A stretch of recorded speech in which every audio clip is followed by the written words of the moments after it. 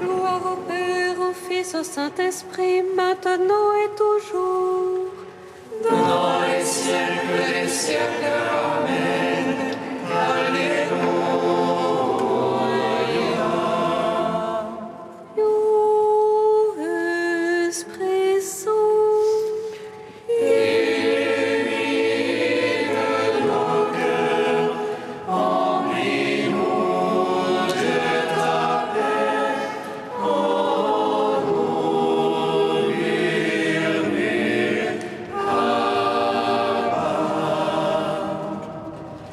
si l'Esprit est votre vie, que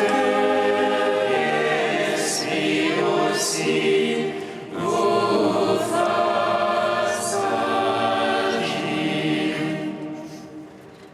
Viens, Esprit Saint, illumine nos cœurs, remplis-nous de ta paix. Oh, nous murmure,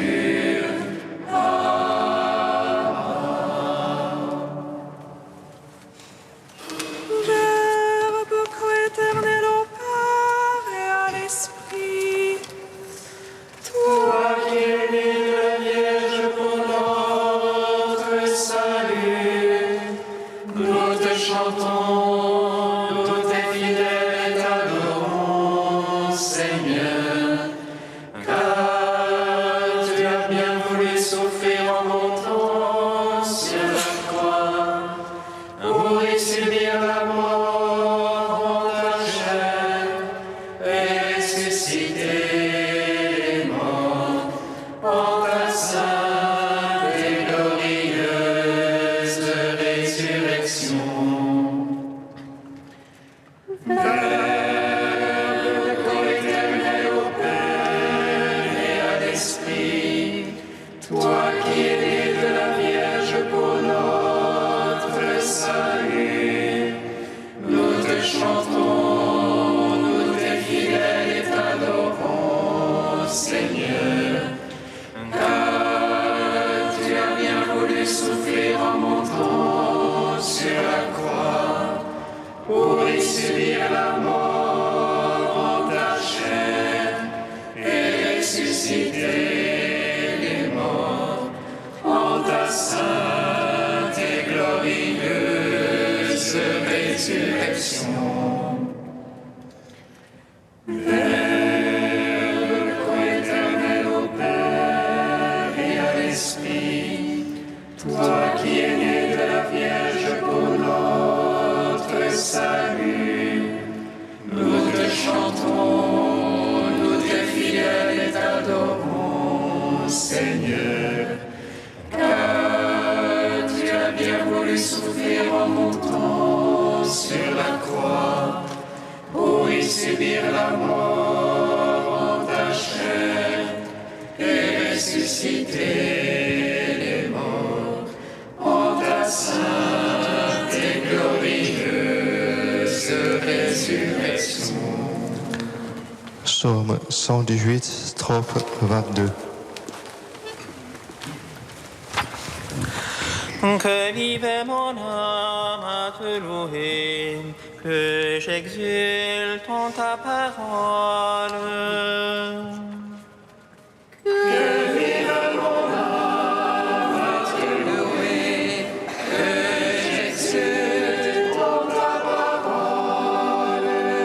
Que mon cri soit proche de ta face.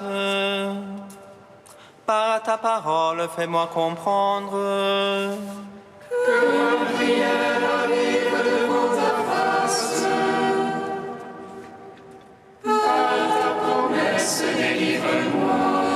Que mes lèvres publient ta louange, car tu m'apprends tes volontés. Que ma langue dise ta promesse, car tous tes ordres sont justice. Que ta main me soit en aide, car j'ai choisi tes préceptes. J'ai le désir de ton salut, Seigneur. Ta loi fait mes délices. Que vive mon âme à te louer. Tes jugements me soient ton aide. Je m'égare, brebis perdue. Viens chercher ton serviteur. Non, je n'ai pas oublié tes commandements. Ton salut selon ta promesse. Gloire au Père, au Fils, au Saint-Esprit. Pour les siècles des siècles. Amen. Que vive mon âme à te louer, que j'exulte en ta parole. Psaume 120. J'irai vers le Dieu de ma joie, j'exulterai, je le louerai sans fin. J'irai vers le Dieu de ma joie, j'exulterai, je le louerai sans fin. Je lève les yeux vers les monts, d'où viendra mon secours? Le secours vient du Seigneur, qui a fait les cieux. Qu'il ne laisse brancher ton pied, qu'il ne dorme ton gardien. Non, il ne donne ni ne sommeille. Le gardien d'Israël. Le Seigneur est ton gardien, ton ombrage. Le Seigneur à ta droite. De jour le soleil ne te frappe, ni la lune dans la nuit. Le Seigneur te garde de tout mal. Il garde ton âme. Il te garde des pas en retour, dès lors et à jamais. Gloire au Père, au Fils, au Saint-Esprit, pour les siècles des siècles. Amen. J'irai vers le Dieu de ma joie, j'exulterai, je le louerai sans fin. Psaume 121. Oh ma joie quand on m'a dit allons à la maison du Seigneur. Et maintenant s'arrêtent nos pas dans tes portes, Jérusalem. Jérusalem bâtie comme une ville où tout ensemble fait corps. C'est là que montent les tribus du Seigneur. Pour célébrer selon la règle en Israël le nom du Seigneur. En ce lieu où siège la justice et la maison de David. Appelez de beaux jours sur Jérusalem, paix à tes tentes.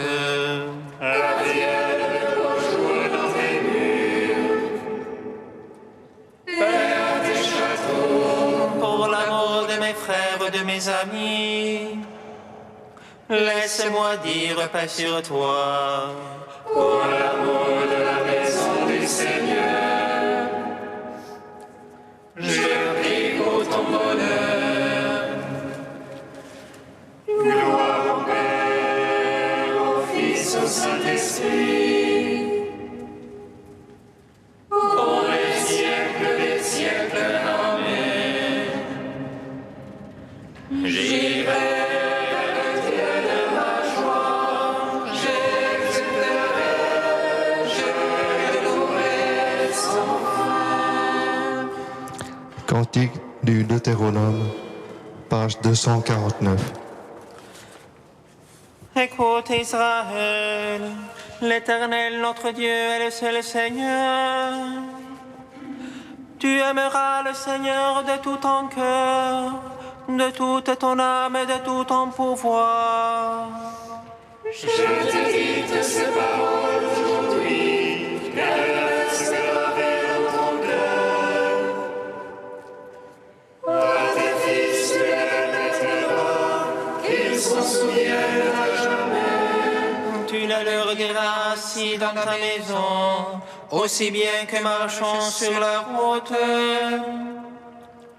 Couché aussi bien que debout, sans te lasser, tu le répéteras. Tu les attacheras sur tes bras comme un signe, sur ton front comme un bandeau. Tu les écriras sur les poteaux de ta maison, tu les écriras aussi sur tes portes. Ainsi vous rappellerez mes commandements, vous les mettrez tous en pratique. Et vous serez déconsacrés pour notre Dieu, c'est moi notre Dieu, l'Éternel et l'unique. Rendons gloire au Père Tout-Puissant, à son Fils Jésus-Christ le Seigneur,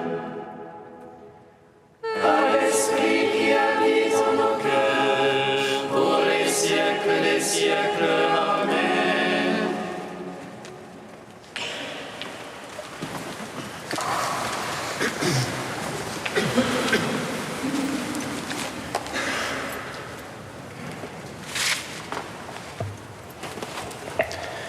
De Mauro Giuseppe Lepori, vous êtes mes amis. L'épisode de la mort et de la résurrection de Lazare montre que l'amitié de Jésus est l'amitié d'un Dieu qui s'exprime dans notre humanité. Le cœur de Jésus est parfaitement divin, mais aussi intégralement humain. Son amitié aussi. Le Dieu qui a le pouvoir de ressusciter les morts pleure devant la souffrance de Marthe et de Marie et pleure la mort de son ami. L'amitié du Christ est un message parfaitement compréhensible pour l'homme de tous les temps, parce qu'elle s'exprime comme une amitié humaine normale, qui se réjouit et souffre avec et pour l'ami. Le Fils de Dieu, en assumant notre humanité, ne pouvait pas se dissocier de cette expérience, car il voulait aussi garantir sa présence là où chacun de nous doit passer au long de son existence. Mais si Jésus est parfaitement homme dans l'expression de son amitié, il y est aussi parfaitement Dieu. Dans sa relation d'amitié avec les hommes, Jésus n'exprime pas seulement le meilleur de ce que l'homme peut ou pourrait être, il exprime aussi sa nature divine.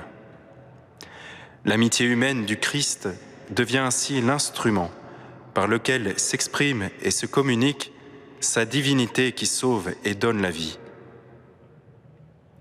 Et de cette manière, l'amitié divino-humaine du Christ achève le désir le plus profond du cœur humain, celui de voir l'ami vivre éternellement, celui de pouvoir assurer l'éternité de l'ami, donc de l'amitié.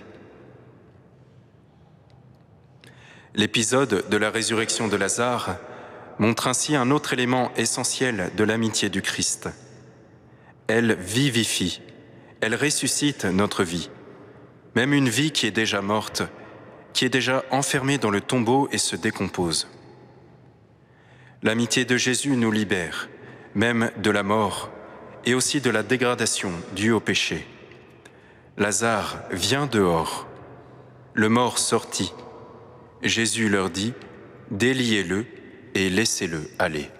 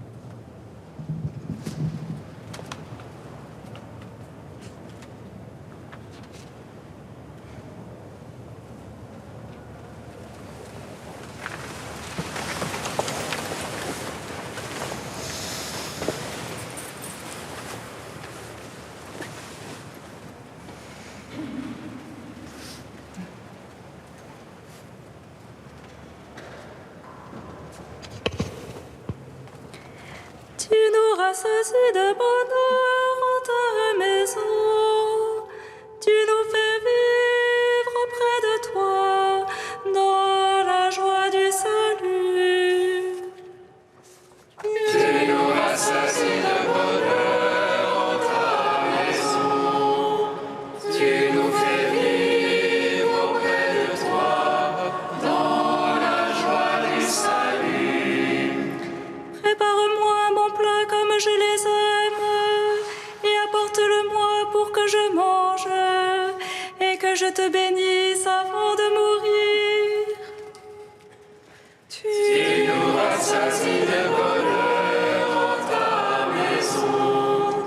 Tu nous fais vivre auprès de toi dans la joie du salut. Lecture du livre de la Genèse. Isaac était devenu vieux. Ses yeux avaient faibli et il n'y voyait plus. Il appela Ésaü son fils aîné. « Mon fils !» Celui-ci répondit, « Me voici. » Isaac reprit, « Tu vois, je suis devenu vieux, mais je ne sais pas le jour de ma mort. Prends donc maintenant tes armes, ton carquois et ton arc. Sors dans la campagne et tue-moi du gibier. Prépare-moi un bon plat comme je les aime et apporte-le-moi pour que je mange et que je te bénisse avant de mourir. » Pendant qu'Isaac parlait ainsi à son fils Ésaü, Rebecca écoutait. Ésaü alla donc dans la campagne chasser du gibier pour son père. Rebecca prit les meilleurs habits d'Ésaü, son fils aîné, ceux qu'elle gardait à la maison. Elle en revêtit Jacob, son fils cadet. Puis, avec des peaux de chevreux, elle lui couvrit les mains et la partie lisse du cou. Elle remit ensuite entre ses mains le plat et le pain qu'elle avait préparé. Jacob entra chez son père et dit, « Mon père !» Celui-ci répondit, « Me voici, qui es-tu, mon fils ?» Jacob dit à son père, « Je suis Ésaü, ton premier-né. Je fais ce que tu m'as dit. Viens donc t'asseoir, mange de mon gibier, alors tu pourras me bénir. » Isaac lui dit, « Comment tu as trouvé vite, mon fils ?» Jacob répondit, « C'est que le Seigneur ton Dieu a favorisé ma chasse. » Isaac lui dit, « Approche donc, mon fils, que je te palpe pour savoir si tu es bien mon fils Ésaü. » Jacob s'approcha de son père Isaac. Celui-ci le palpa et dit, « La voix est la voix de Jacob, mais les mains sont les mains d'Ésaü. » Il ne reconnut pas Jacob, car ses mains étaient velues comme celles de son frère Ésaü, et il le bénit. Il dit encore, « C'est bien toi, mon fils Ésaü ?» Jacob répondit, « C'est bien moi. » Isaac reprit, « Apporte-moi le gibier, mon fils, j'en mangerai, et alors je pourrai te bénir. » Jacob le servit, et il mangea. Jacob lui présenta du vin, et il but. Son père Isaac dit alors, « Approche-toi et embrasse-moi, mon fils. » Comme Jacob s'approchait et l'embrassait, Isaac respira l'odeur de ses vêtements, et il le bénit en disant, « Voici que l'odeur de mon fils est comme l'odeur d'un champ que le Seigneur a béni. Que Dieu te donne la rosée du ciel et une terre fertile, froment et vin nouveau en abondance. Que des peuples te servent, que des nations se prosternent devant toi. Sois un chef pour tes frères, que les fils de ta mère se prosternent devant toi. Maudit soit celui qui te maudira, béni soit celui qui te bénira. » Gloire et louange à toi, Seigneur et Jésus. Gloire et louange à toi, Seigneur Jésus.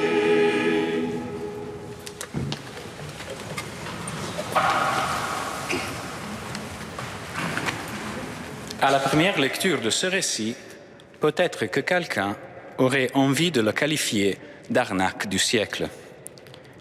Jacob vole la bénédiction de son père Isaac à son frère Ésaü.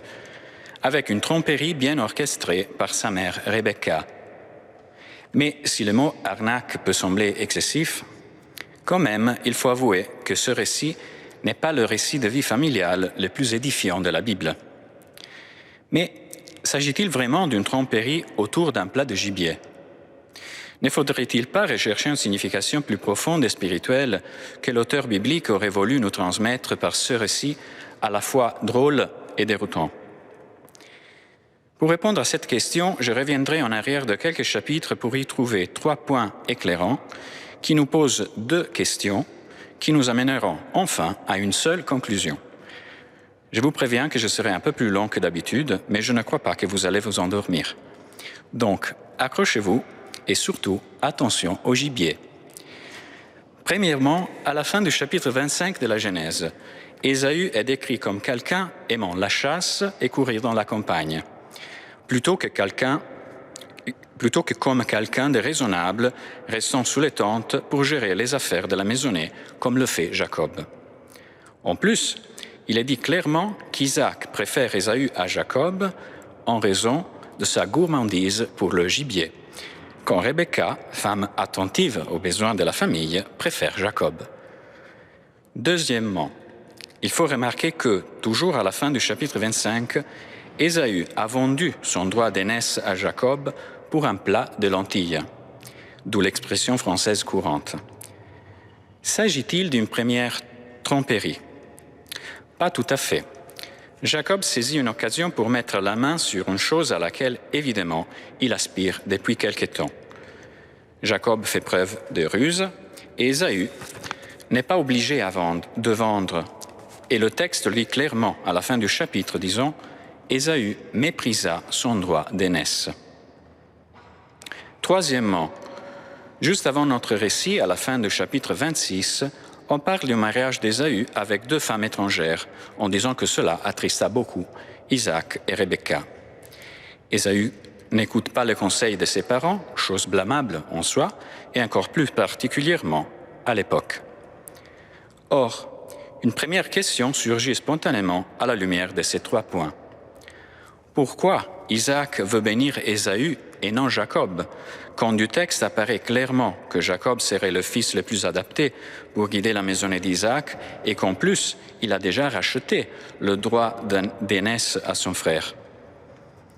Faut-il croire que c'est en raison de sa gourmandise pour le gibier qu'Isaac continue à choisir Ésaü? Il semblerait qu'Isaac n'est pas aveugle sur le monde de ses yeux, mais qu'il est aussi aveuglé dans ses jugements. Je ne veux pas dire que sa passion pour le gibier l'aveugle, mais il semble quand même chercher une raison valide pour ne pas trop changer l'ordre des choses, c'est-à-dire bénir son fils aîné sans trop se demander s'il s'agit bien du meilleur des choix. Par contre, Rebecca semble se rendre compte que le chef de la famille est en train de se tromper dans le choix de son successeur. Mais plutôt que l'attrister en lui parlant clairement, plutôt que le contester dans son autorité, en ternissant son image devant toute la maisonnée, elle préfère agir dans l'ombre pour guider les événements vers la direction qu'elle croit la meilleure. Au fond, elle a confiance en Isaac. Elle sait qu'il comprendra ses bonnes intentions. Et en plus, il faut remarquer que Rebecca ne fait qu'obéir à la parole que le Seigneur lui avait adressée pendant sa grossesse, en lui disant, au sujet de ces 2 jumeaux, « Le grand servira le petit ». Mais une deuxième question surgit assez spontanément. Isaac croit vraiment au théâtre de Jacob? Est-il vraiment un sujet passif en attente d'un plat de gibier dans toute cette histoire? On pourrait le penser, vu les précédents. Il semblerait passif dans tous les récits qui le concernent, et en particulier dans celui de son sacrifice, dans celui du mariage avec Rebecca et dans celui de son installation dans la terre des Philistins. Mais je préfère imaginer un Isaac beaucoup moins naïf de ce qu'on pourrait penser de lui par ces récits. À bien voir, Isaac, c'est quelqu'un qui fait confiance dans le discernement des autres. Il ne subit donc les choix des autres, mais il choisit de leur faire confiance. La différence est subtile, mais fondamentale. C'est ainsi dans l'histoire de son sacrifice, où, petit enfant de 13 ans maximum, aurait pu facilement s'échapper de la main d'un Abraham bien plus que centenaire. Mais non, il se laisse ligoter parce qu'il fait confiance au jugement de son père. Il aurait pu très bien renvoyer Rebecca quand il la voit arriver amenée par son serviteur. Mais non, il la prend comme épouse parce qu'il fait confiance au jugement de son serviteur. Il aurait pu se dresser contre ses voisins qui le chassent d'un territoire à l'autre à chaque fois qu'il creuse un puits. Mais non, il fait confiance au jugement du Seigneur qui lui a promis une terre et qui donc maintiendra sa promesse, sans qu'Isaac soit obligé de se faire justice de sa main. Et dans l'histoire d'aujourd'hui, je crois qu'il s'agit bien de la même attitude. Il ne croit pas un seul instant que Jacob déguisé soit vraiment Ésaü, comme il ne croit pas un seul instant que ce repas de chevreau qui lui est servi soit son bien-aimé gibier que le pauvre Ésaü est encore en train de chasser. Il aurait pu se dresser et expulser les imposteurs avec un seul geste. Mais non, il décide d'avaler le chevreau et de faire confiance à leur jugement. Peut-être dans l'espérance que le gibier arrivera ensuite. En tout cas, il comprend que le choix de Rebecca est le meilleur des choix. C'est un choix fait par amour de sa maison et non pas pour perpétrer une injustice ou pour s'accaparer un pouvoir ou pour un plat de gibier. Je crois que c'est bien dans cette attitude de sage rémission d'Isaac qu'on peut trouver une leçon de vie spirituelle pour nous aujourd'hui.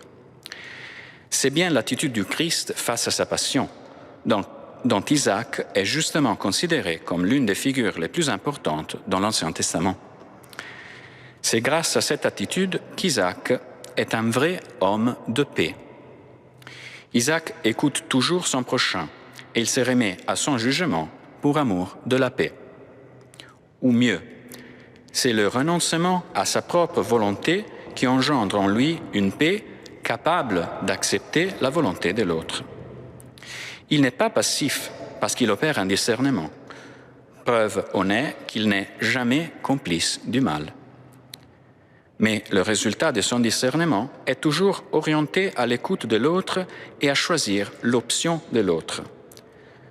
Son attitude dit toute sa sainteté. Grâce à elle, il transforme toute occasion de conflit en occasion de communion, toute violence en paix.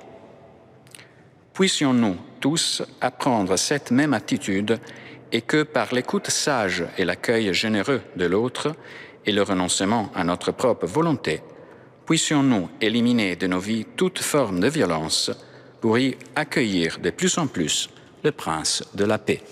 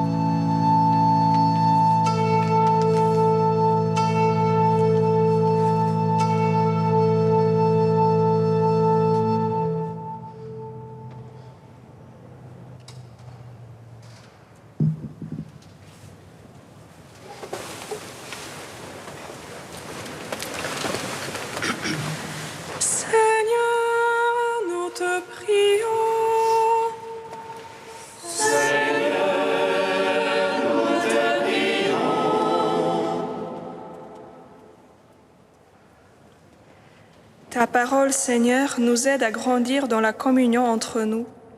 Nous te confions les communautés ou les groupes de prière où la parole est lue et partagée, qu'elle oriente leur marche et devienne une nourriture quotidienne. Seigneur, nous te prions. Ta parole, Seigneur, procure le réconfort, le repos, la miséricorde. Nous te confions, Seigneur, les personnes qui souffrent et qui se sentent mal à l'aise, mal jugées de tous, qu'ils soient capables de voir l'immense amour dont tu nous aimes. Seigneur, nous te prions. Ta parole, Seigneur, nous engage à aimer et à servir tous les hommes. Nous te prions, Seigneur, que chaque Eucharistie ravive notre charité et que nous osions davantage donner ce que nous recevons de ta main. Seigneur, nous te prions. Saint Dieu, Saint fort, Saint immortel, prends pitié de nous.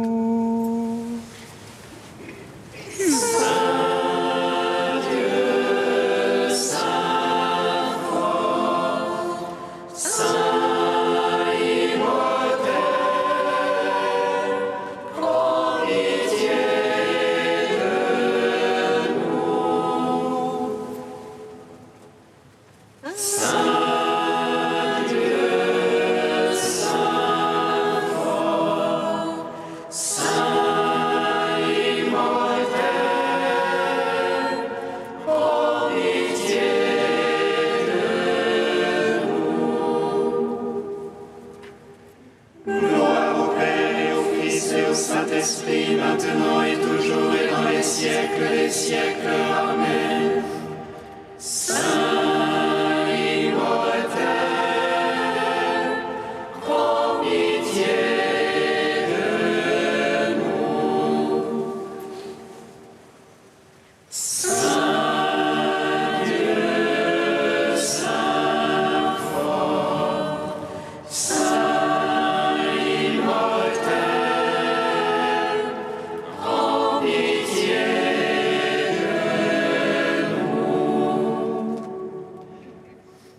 Père très saint, par la mort et la résurrection de ton Fils unique Jésus-Christ, tu as répandu ta bénédiction sur tous les hommes.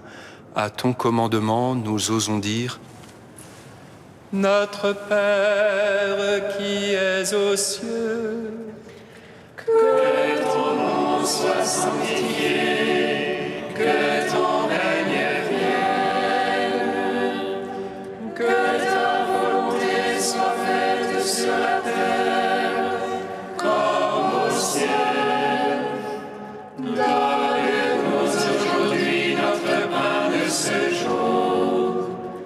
Pardonne-nous nos offenses, comme nous pardonnons aussi à ceux qui nous ont offensés. Et ne nous laisse pas entrer en tentation, mais délivre-nous du mal. Car c'est à toi qu'appartiennent le règne, la puissance et la gloire pour les siècles des siècles. Amen. Tu as voulu, Seigneur, qu'en recevant ta grâce, nous devenions des fils de lumière. Ne permets pas que l'erreur nous plonge dans la nuit, mais accorde-nous d'être toujours rayonnants de ta vérité.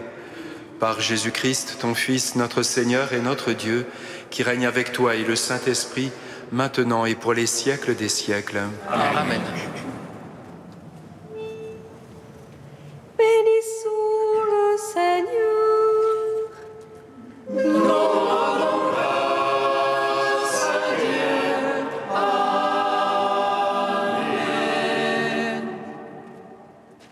L'ange annonça à Marie qu'elle serait la mère du Sauveur.